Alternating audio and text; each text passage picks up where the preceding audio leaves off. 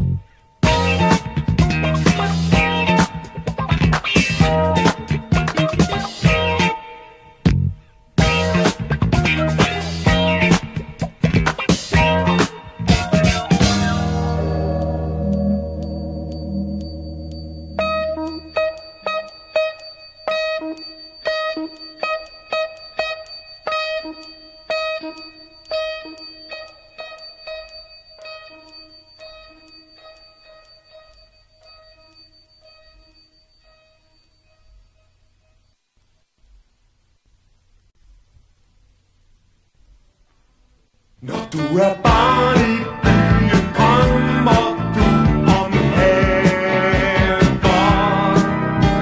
Og alle skider på, hvad du går rundt og laver. Du slås med kammeraterne om byens fine ting. For sent fandt I jo ud af, at I for rundt i ring. Når du er ung i byen, står du i pengeskyggen og rafler med de andre om bordets flaskelykke. De fylder dig med døgn om kapital og skoler, om velfærdsvarebjerg, frembragt af kloge hoveder. Ja.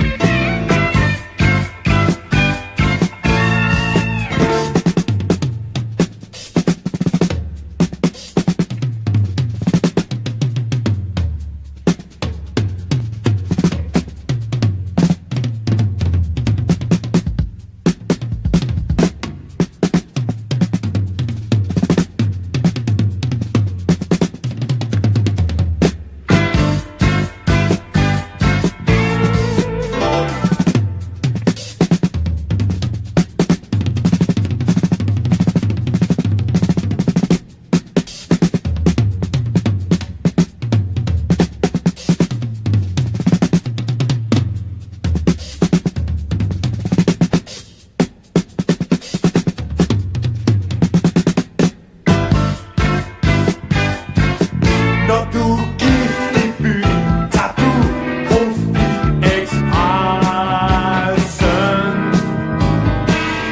Drømmer lidt om porno og stjæler lidt af kassen. I bor for dyrt og småt, og ungerne de støjer. I døjer tømmermænd fra fest og syge løjer. Når du går i byen, er livet helt brugt op. Systemets energi vil vrænge af din krop. Du stolper gennem gader og drømmer mest om fred. Du får lidt sutte penge, men ingen kærlighed.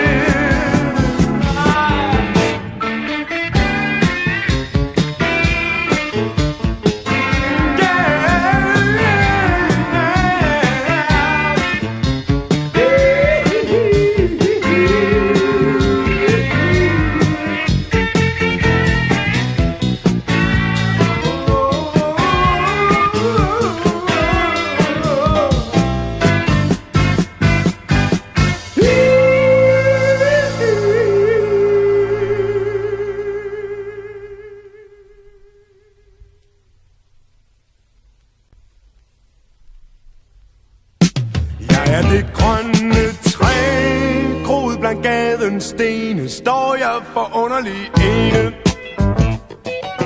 Gaden er støvet og grå, husene kolde og grå. Himlen er ofte grå. Jeg er alene grøn.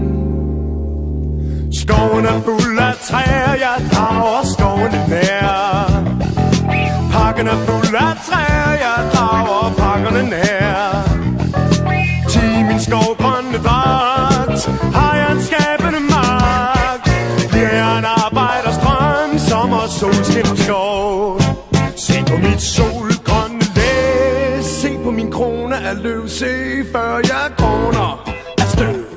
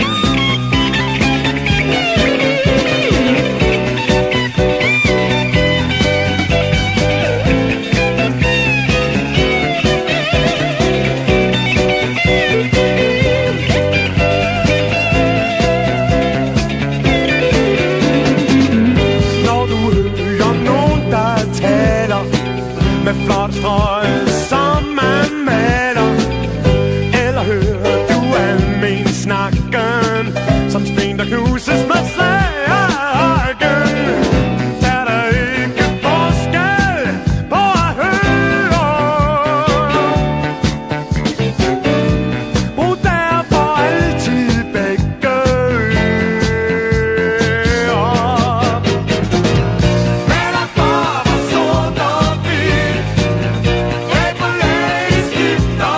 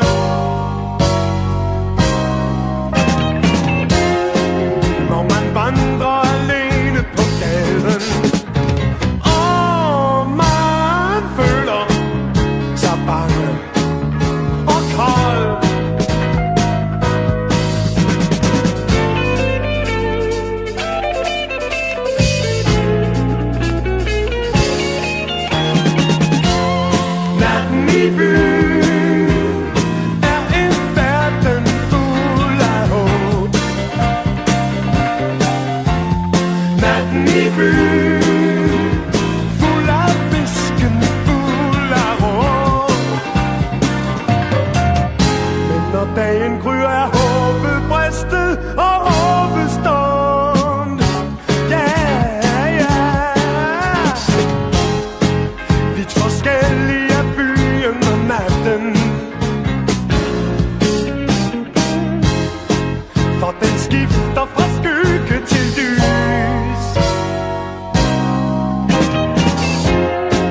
Når man lever i storbyens mørke, er der kort mellem datter og gys.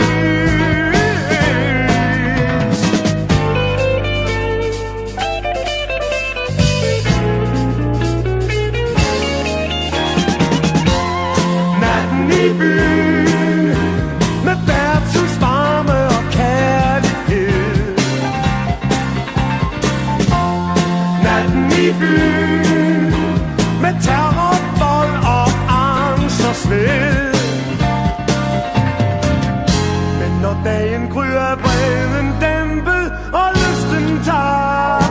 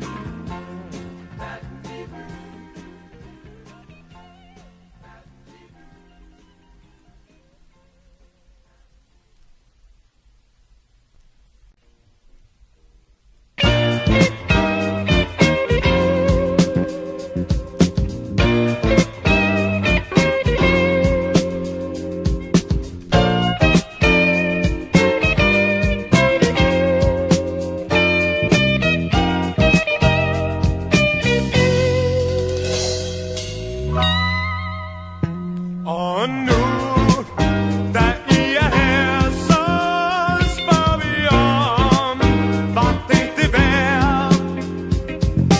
Industri, magnater, dollar, krobater, evig stræben mod tidens top. Men vi bliver flere og flere.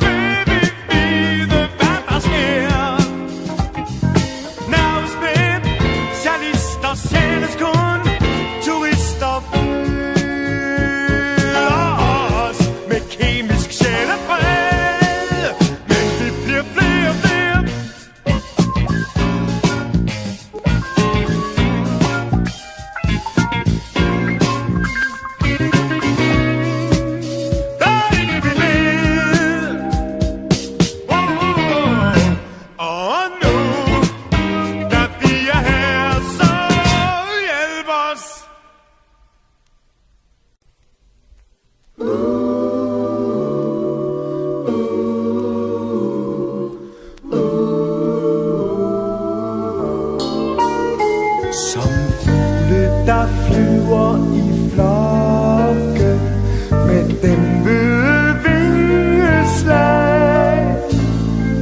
Mærker jeg dine drømmes flugt mod den unge dag. Og jeg aner dit væsens godhed, men undren der altid er ny. Skønt dit ansigt bestandig skifter min store levende by.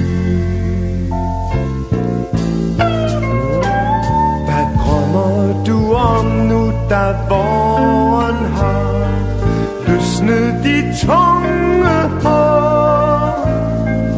Er du for ung til at elske en pige på 17 år?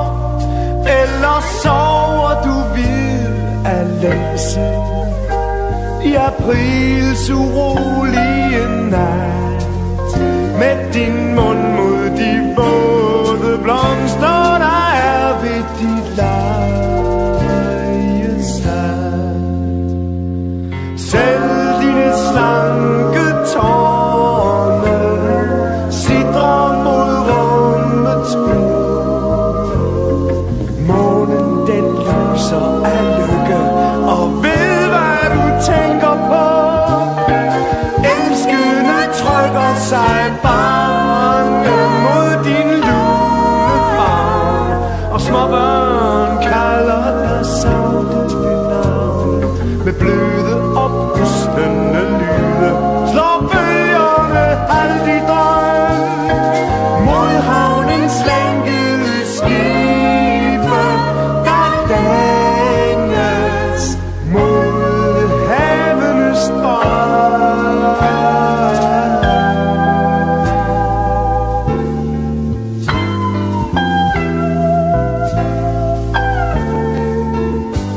Og rådhusures dybe klingende klokkespil er dit store bevægede hjerte, der sanser af sommeren er til.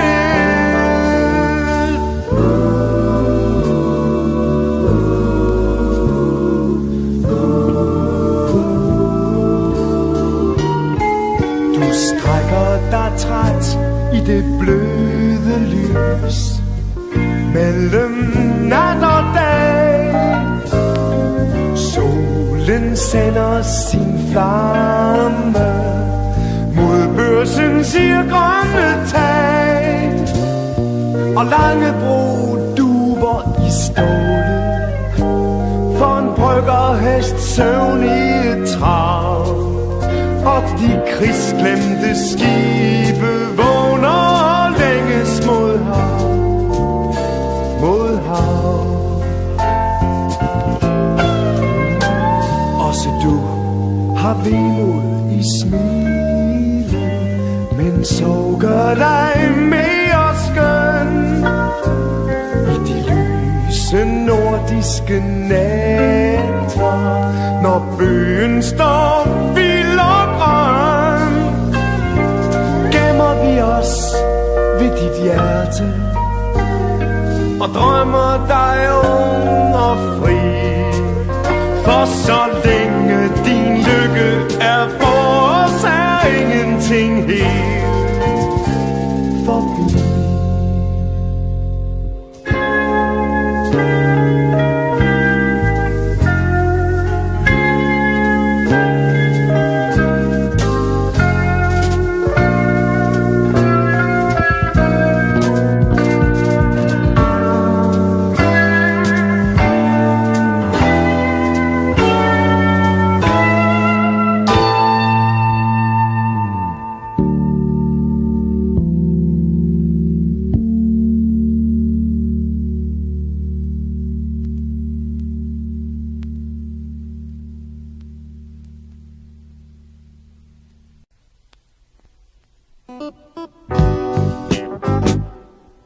Det kalder og smiler fra hvide markiser.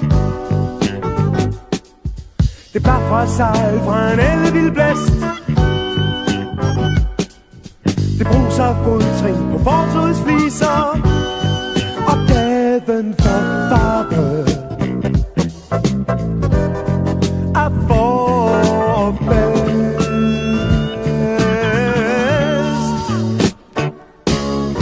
I dag er jeg ny som kastanjers blade. I dag vil jeg slænge min sjæl i en gade. Læs et smil i den svenskers blik. Hæve min røst i dens travlhedsmusik.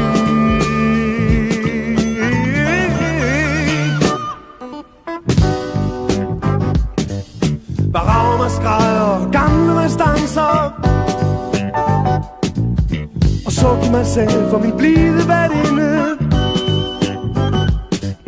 Når himlen er blåen, er der rig på nuancer af blot der fortæller at hvor er inde.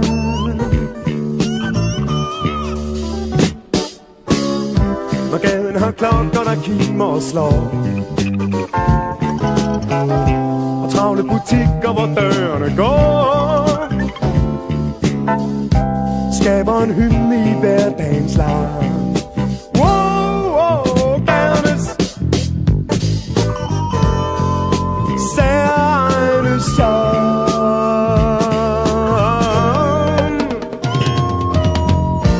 En virker biler, blå røg og benzin, og cykler, der kimer i bare symfonier. En dønning af mandstrøm, hvor dagen er min, og hjertens fejl, I elsker frier. I dag synes alle bekymringer fjerne. I dag er der groet træ i hjerte, med mand og løver, mærkværdige farver, og sommerinsekter, mig, myg og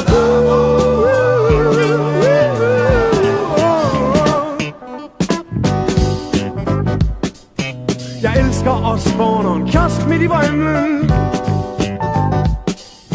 og whisky-reklamer, King George og likører. Jeg elsker det kaos, der råber mod himlen, at kuske og vogne, biler, chauffører. Jeg finder en smerte, en uro deri. Jeg finder mig selv i dens disharmoni. De synger min sjæl i den stingende dag. Blomster dog stille, et forbag.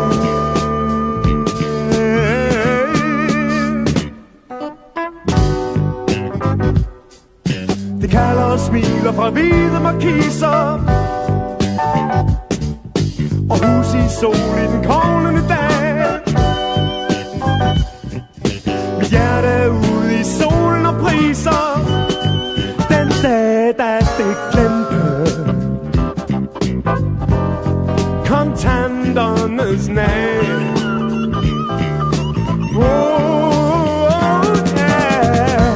Gad med livet og menneskehjælp, med strømmen der evigt bliver trampet og af. Du har kaldet min sjæl med din larm. Det liv som jeg elsker, elsker mig om.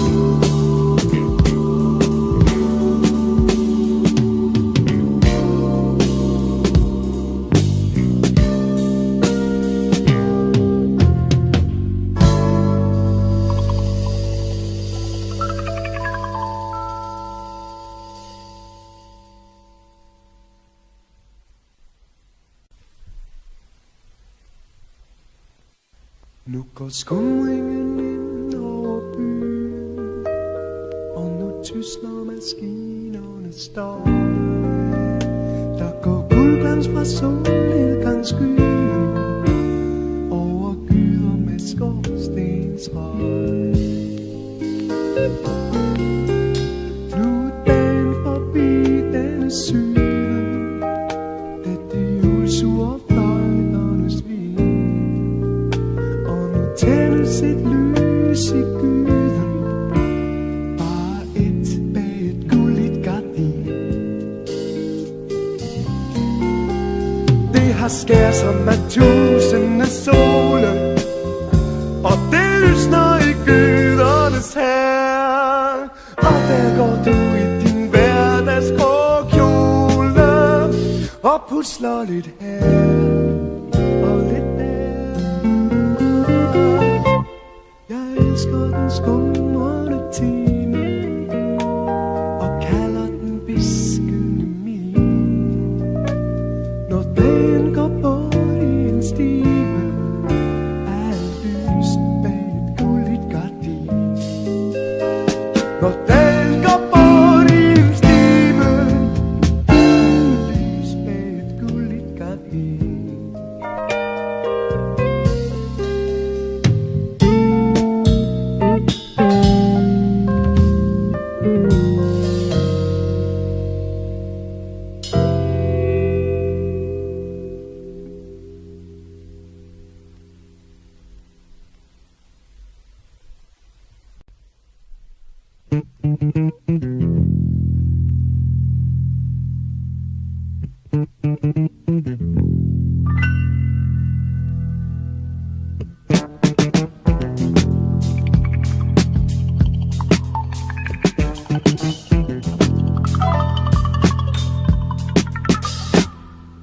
Byens lys, der tændes Chaplins gamle film, og tuen er med sit bedste smil. Helt fra horisonten stiger og synker ild. Selv en stor by har sin sexappeal.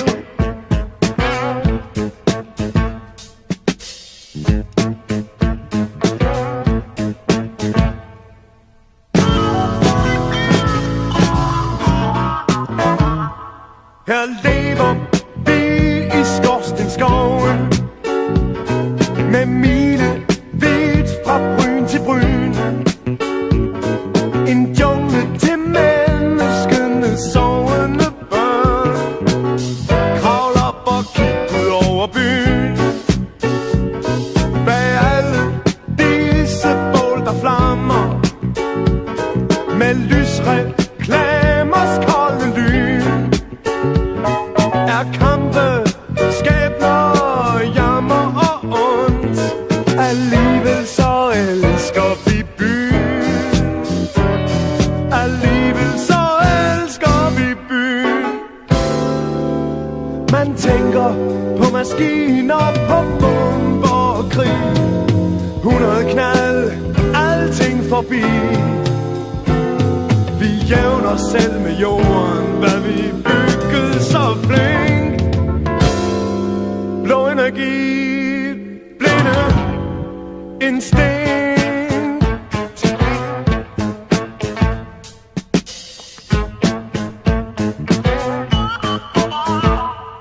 Det er en usandsynlig fabel.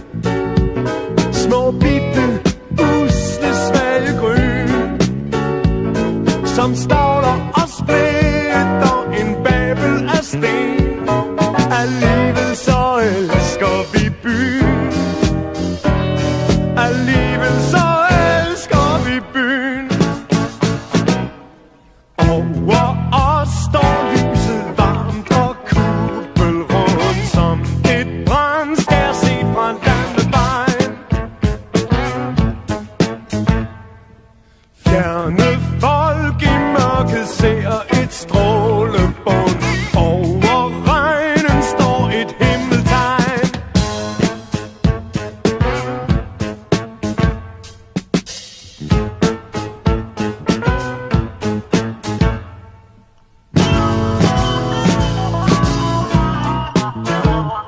Hvad trækker folk til disse steder? Og dette flammebål mod skyen. Der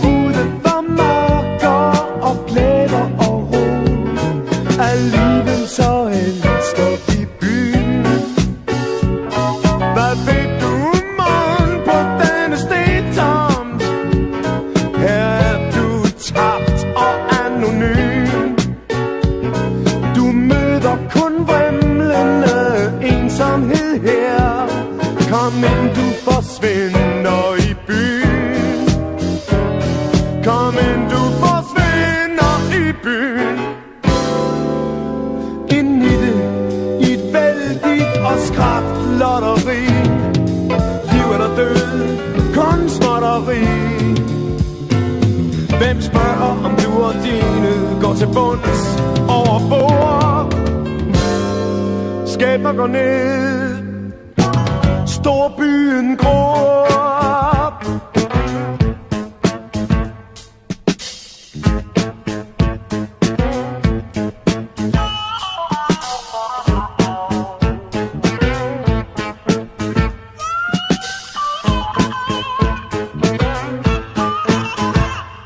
Her lever vi i Skorstenskoven med mine vidt fra bryn til bryn. En jungle til menneskene sovende børn. Alligevel så elsker vi byen. Her lever vi i Skorstenskoven med mine vidt fra bryn til bryn.